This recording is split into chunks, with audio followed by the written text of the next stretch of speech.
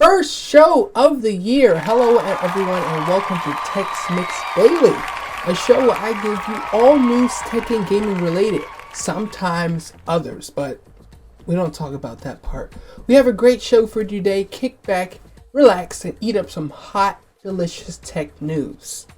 Alright, it's about that time where we go ahead and get ready for the tech news. Can you believe it? They've done it again. Netflix is becoming one. See, go-go juice. This is what I call go-go juice when I can't read, when my brain fails to do anything. This is called go-go juice. Netflix is becoming one of the more expensive streaming services on the market.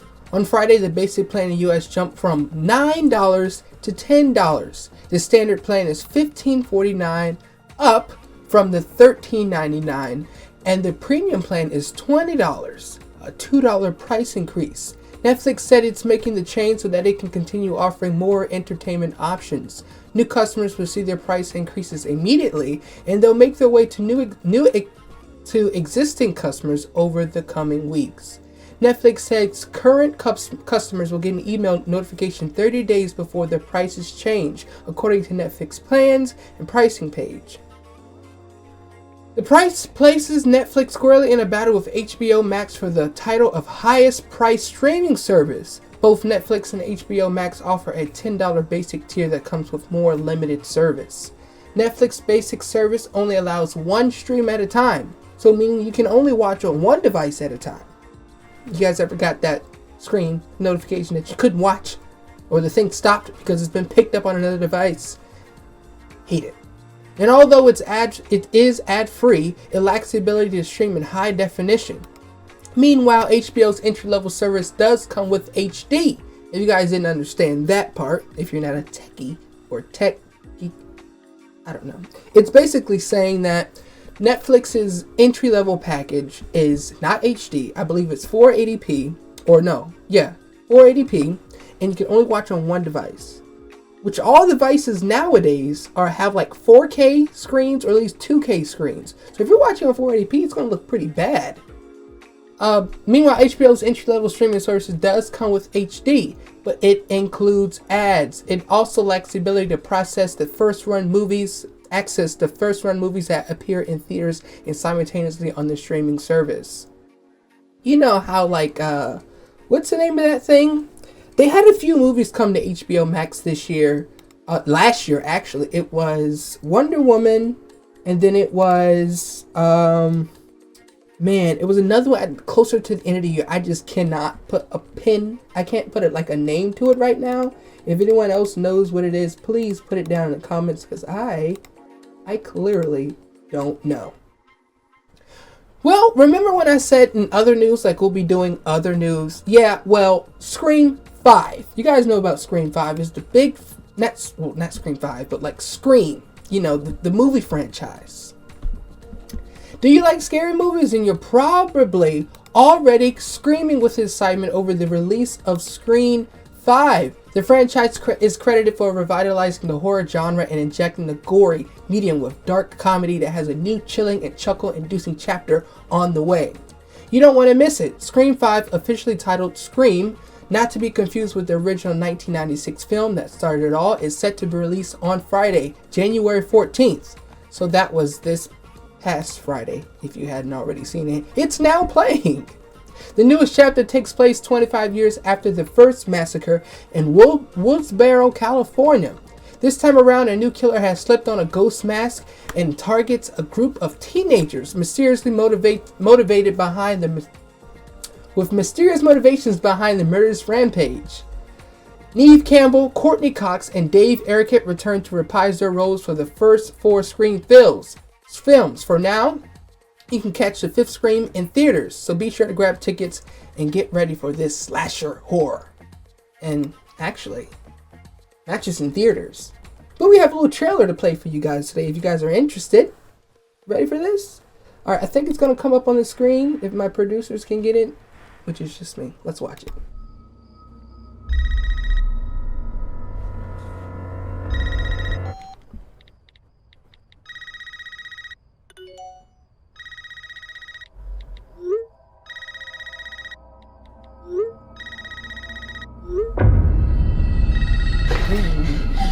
isn't funny, Amber. Would you like to play a game, Tara?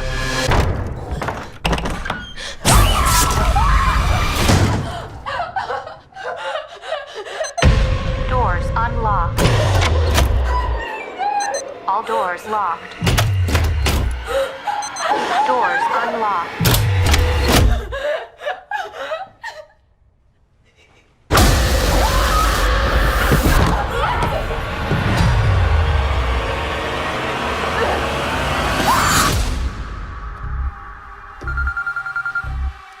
Hello? It's happening. 3 attacks so far. Do you have a gun? I'm Sydney Prescott. Of course I have a gun. Something about this one just feels different.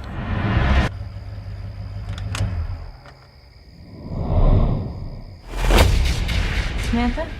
I know who you are. I've been through this a lot.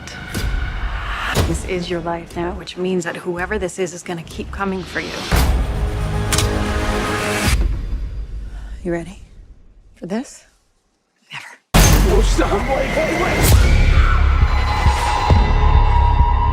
There's certain rules to surviving.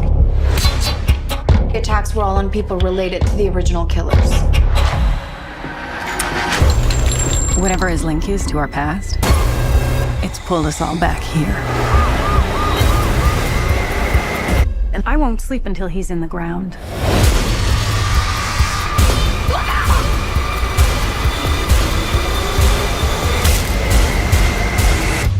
Hello, Sydney. It's an honor.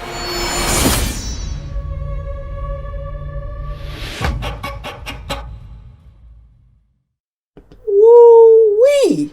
Now that is a horror slasher if I've ever seen one.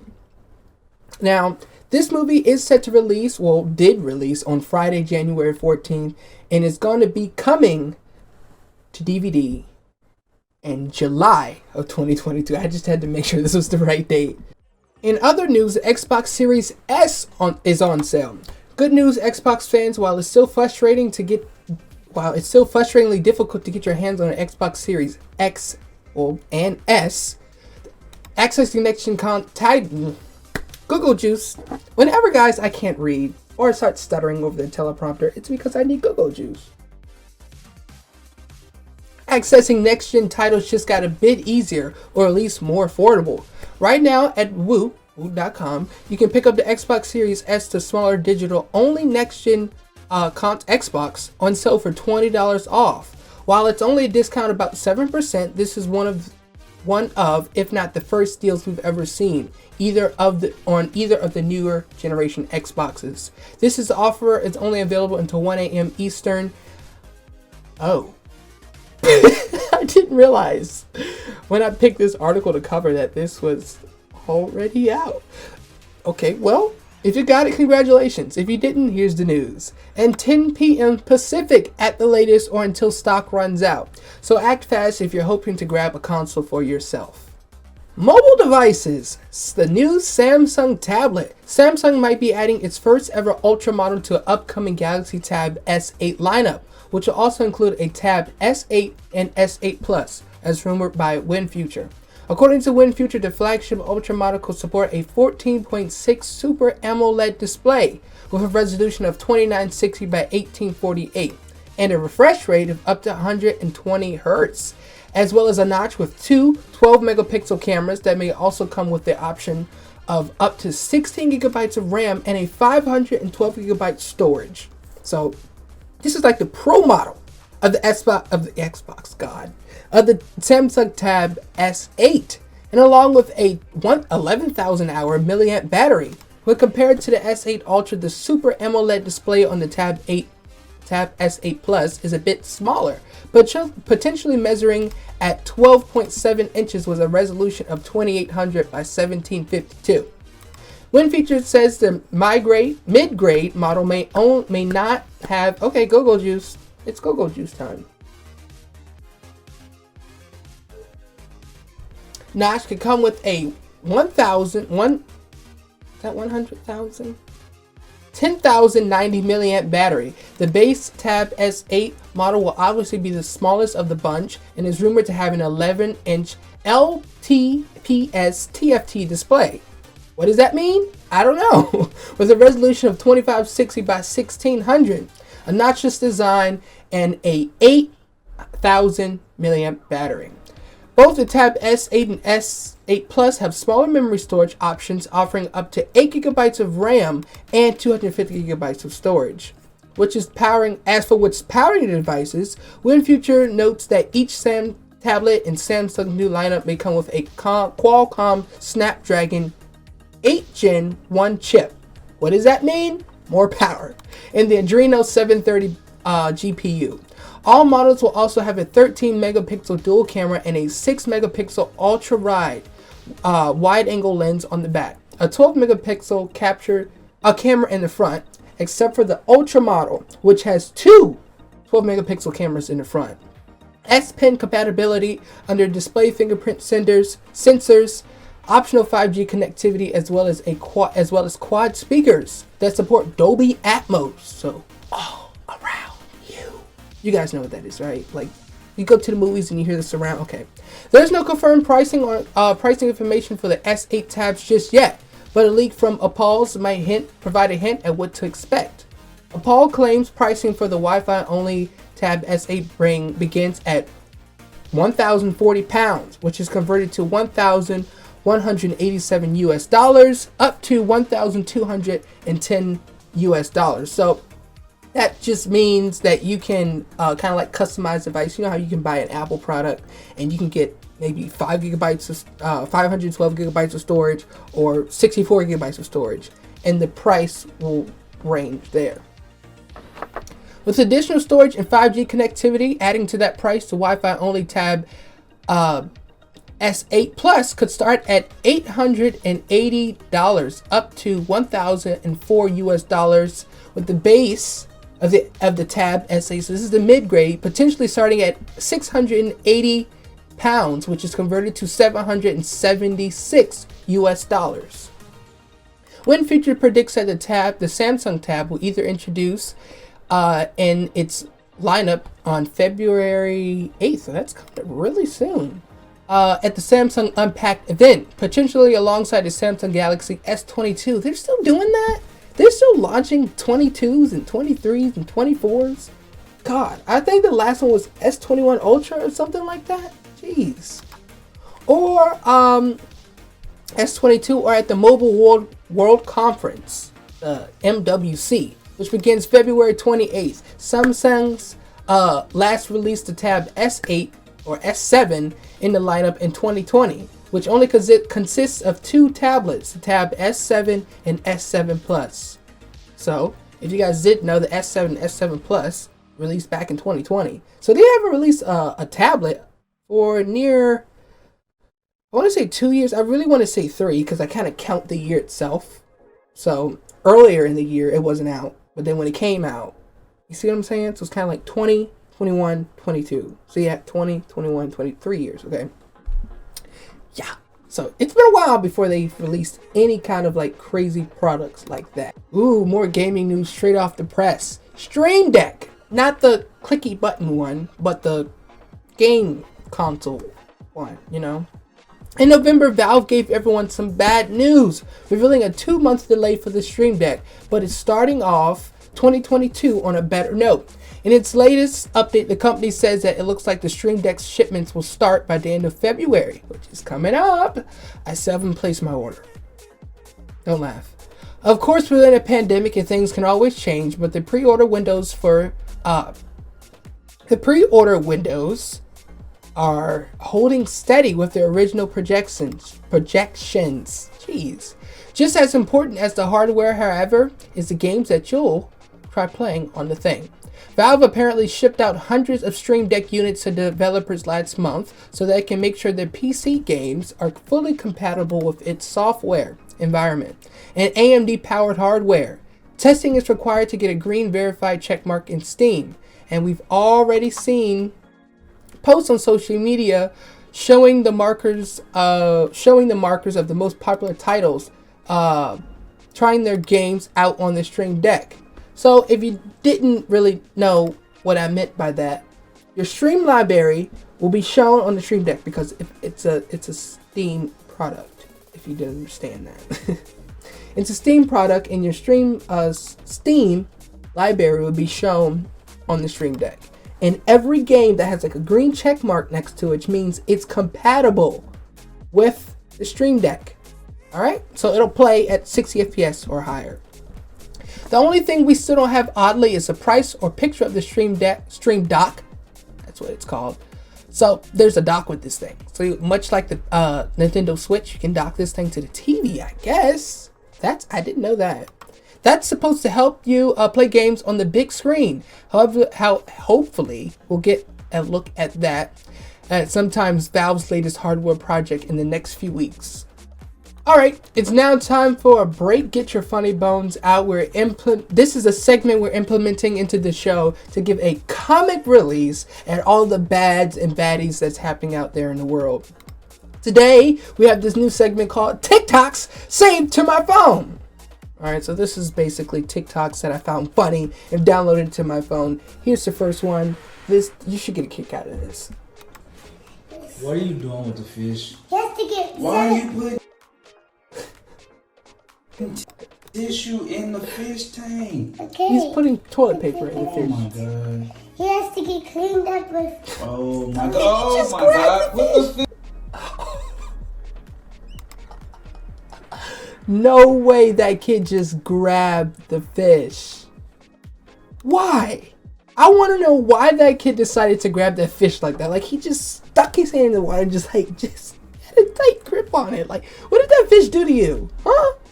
That was pretty funny. Sadly, guys, sadly, we are nearing the end of our show. I know.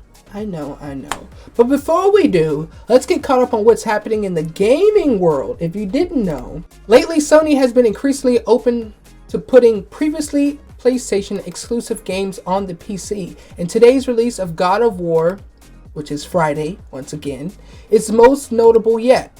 One of Sony's premier franchises since the original game was released for PS2 in 2005. All subsequent titles, a 2007 spin-off for mobile phones aside, have been locked to Sony's hardware, which just means that move this out the way. The games that are on the PlayStation have been locked to the PlayStation. It's not able to be ported over. You can't play it on anything else unless there's an emulator, and I don't think there is a PS4 emulator just yet. It's been locked to that console. You can't get it anywhere else. You can't port it. So have a great time trying to get that anywhere else. But we have good news. Santa Monica Studios' 2018 God of War is the most acclaimed games for the PS4 and is now available for a new audience for the first time. I spent some time with the PC version and found it impressively well tailored to the platform, which is not always a given. I can't speak on how God of War will run on everyone's PC, of course, and as a hypothetical, D-Wall couldn't be drawn how it would perform on the Stream Deck. D-Wall is someone who is helping develop the Stream Deck. So, as soon as the game came out, they were like hitting the boards, like, we gotta see how this thing's gonna run on a Stream Deck, because people's gonna want to play it. But with my experience, the game on a 5-year-old machine has been positive. There are lots of graphical options, and performance has been more or less in line with what I expect. Average. The numbers have been average. I got about 50 frames per second on a 1440p ultra wide monitor with G-Sync, and you can achieve up to 60 FPS if you change your monitor resolution down to 1080p. I'm using a Skylake i7 processor and a GTX 1080 with a mixture of settings. Each visual options can be run in original mode, which basically gives you a PS4 level quality, and you can crank them up or down from there. PC players want it to feel like it was built for the PC rather than being a port. So when you get the game, when you download the game, it's going to feel like a port, okay? The controls may be a little weird. You may have to go in and set customize your keyboard layout or your controls, whatever, just so it feels like, a PC native game.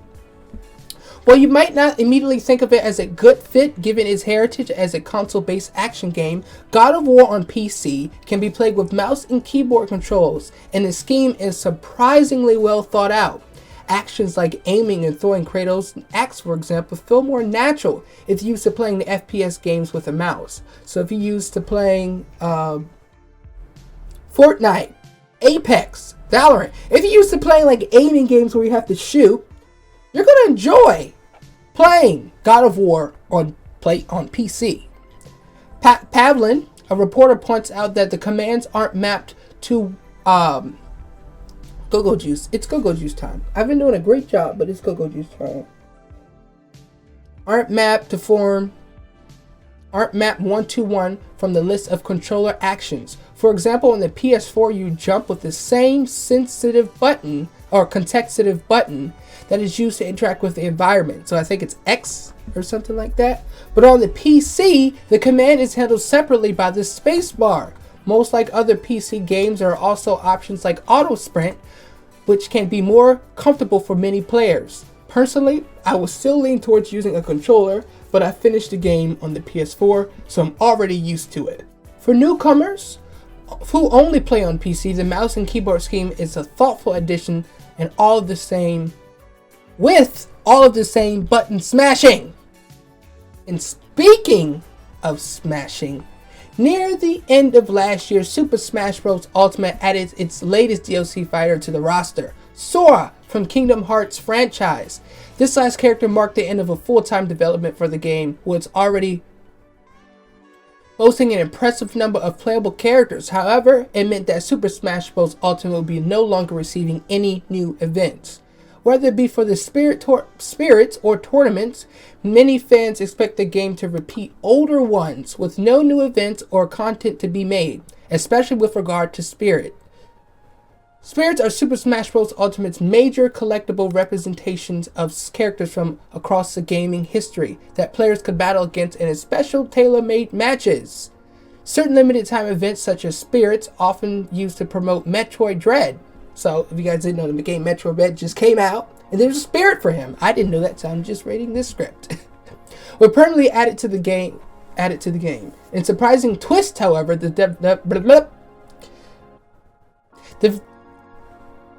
developers are hosting a brand new Spirit event, not only to celebrate Street Fighter's 35th anniversary, but will be adding a new Spirit as well. This event will make a certain Spirit that originate from the Street Fighter appear on Super Smash Bros. Ultimate Spirit board for a limited time. This allows players to challenge these spirits to add them to their collection if they don't already have them, which presents iconic characters from the franchise such as Chun-Li, Blanca, Cammy, and Akuma. However, the biggest new addition throughout this event will be the new spirit based on Evil Ryu. This is the incarnation of Ryu and had been consumed by the Satusi? I don't know if I'm saying that right. Nohado. A dark power used by Akuma, one of the Street Fighter's most iconic antagonists. It's rather fitting that the spirit is being hosted by Ryu, where he is a 4-star attacker type spirit that players must defeat to obtain him. Upon his defeat, he can be equipped to other fighters in spirit battles where he provide a boost and fist type attacks. This in-game event will end on January 19th, 2022, and this isn't the only way that the series is celebrating its 35th anniversary, as Capcom is teasing an announcement for the Street Fighter franchise later this year. While it's unknown the developer at Capcom are playing for this monumental milestone, this event will at least give fans something to tie them over until an official announcement is made, and hopefully no delays. Unlike the next-gen update for GTA 5. Yes, believe it or not, it's being delayed again. Still, Grand Theft Auto 5 remains one of the most popular games in the world, and in no small part due to the ongoing success of its multiplayer Grand Theft Auto Online. Soon, Grand Theft Auto 5 will be able to reach even more potential players with a tentative release window of March. That may no longer be the case. However, a leaker claims that it has heard a Grand Theft Auto 5's next-gen development has hit a hitch. What was that voice crack? An additional delay could be forthcoming. The report comes from a Brazilian leaker by the name of Methuselah. I don't know what that name is, who shared what they heard on Twitter. According to Methuselah, the development of Grand Theft Auto 5 expanded and enhanced for the PS5 and Xbox Series XS has been complicated. As a result, there's a great possibility that Grand Theft Auto 5 next-gen ports will be delayed out till March. So, just because we aren't getting GTA 6, they're going to delay us even more with getting a graphical update for GTA 5. Great.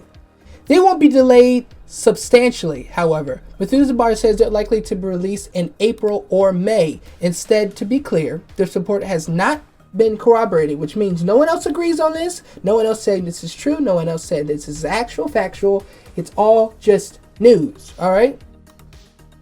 Methuselah did not provide the sources for their information. It isn't clear what the reputation is for this kind of leak. Rumors are regarding, that's the word, GTA 5, GTA Auto are rife and rarely reliable.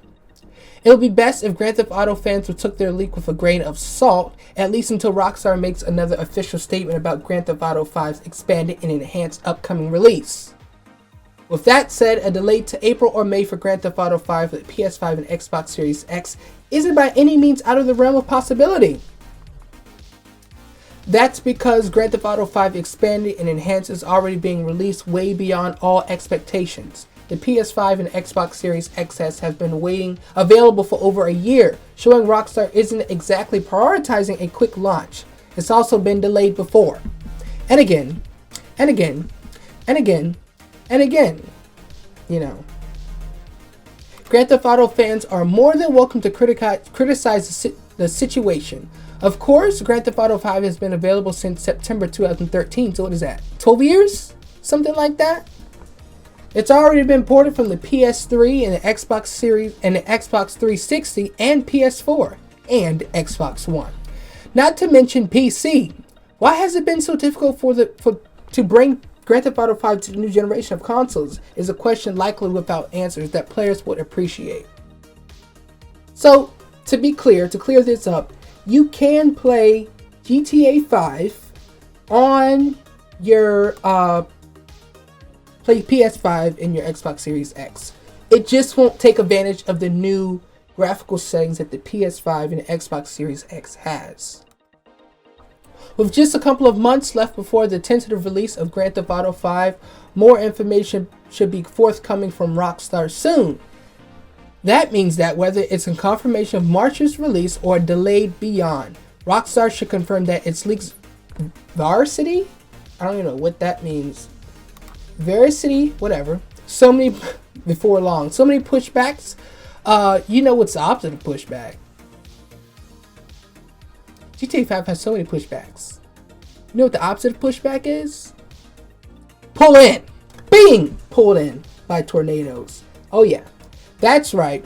Less than a week ago, Epic Games added some exciting new content to Fortnite. Both tornadoes and lightning were introduced to Fortnite, with tornadoes picking up and launching players into the air, and lightning lightly shocking players before granting them with a temporary speed boost. While tornadoes and lightning do add some fun gameplay to Fortnite, they're also simply very cool to see on the map. Epic likes them so much that it even dropped a hotfix that increases the rate of tornadoes and lightning. This recently released hotfix for Fortnite makes 4 different changes. The first 3 deal with tornadoes and the last deals with lightning storms. The tornado changes first raise the spawn rate for chances for tornadoes from 80 all the way up to 100%. Each storm should get a tornado going forward. So each storm in the game, I think there's 6, will have at least 1 tornado. Further, tornadoes can now spawn in the first 6 storms per map rather than in the first 5. This should keep tornadoes part of the action through the entire match. Lastly, a tornado can spawn after 2 minutes rather than after the 3 minutes. The change to lightning is similar to one of the tornado's changes. So after 2 minutes of the storm, tornado spawns. After 3 minutes of the next storm, the tornado spawns.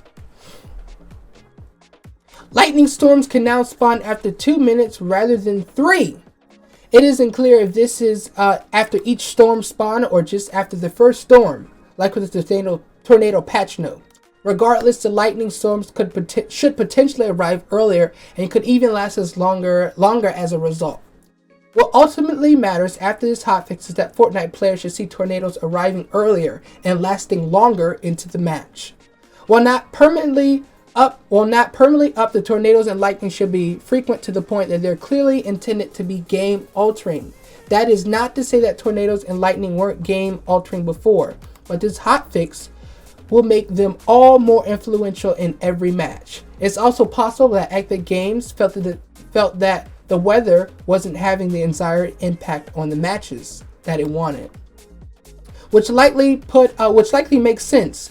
Epic likely put in a lot of effort to the new systems to the new Battle Royale game. It's not that new. Well, it's season 16 now.